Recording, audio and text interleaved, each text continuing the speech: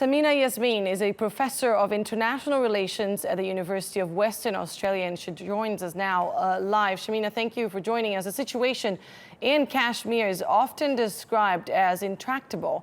What are the positions of India and Pakistan? Can anything be done on a diplomatic front?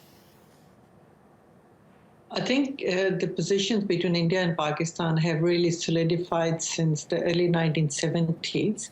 India has always claimed that Kashmir issue has been settled. There is no need to change the status quo.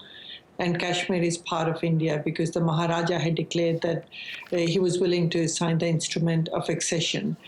And it's built on from 1947 onwards.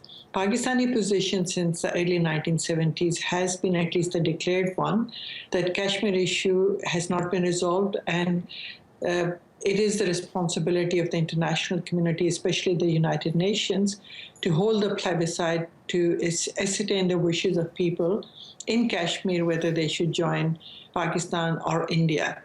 But that agreement in the early 1970s was more or less an understanding between Prime Minister Ali Bhutto and Indira Gandhi, with the understanding that while they would let status quo stand in terms of line of control between India and Pakistan, both the sides would stick to their position.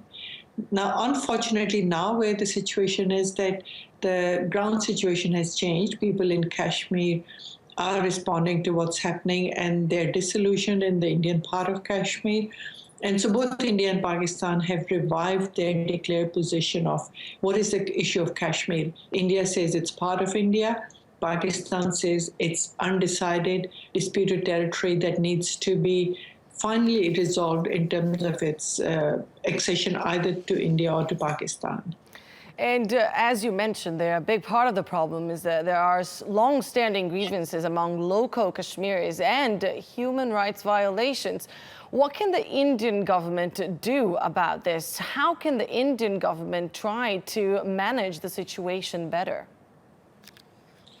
I think the Indian government has responded to the current uprising with using excessive force. And even within India, there are groups that have been arguing that the use of pellet guns, which really end up blinding a lot of people who are hit by these guns, these bullets, is really a violation of human rights, and it should not be done.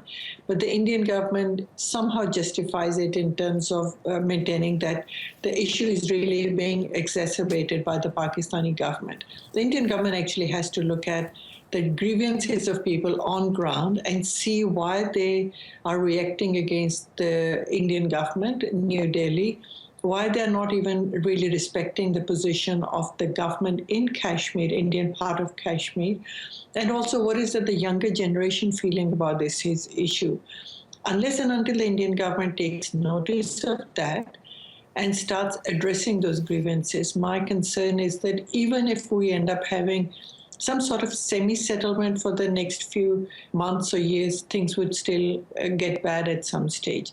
So the Indian government really needs to take stock of what's happening and how it can actually settle the problem, take care of the grievances of Kashmiri youth in the Indian part of Kashmir, and also how to continue to build connections across the line of control with Pakistani part of Kashmir.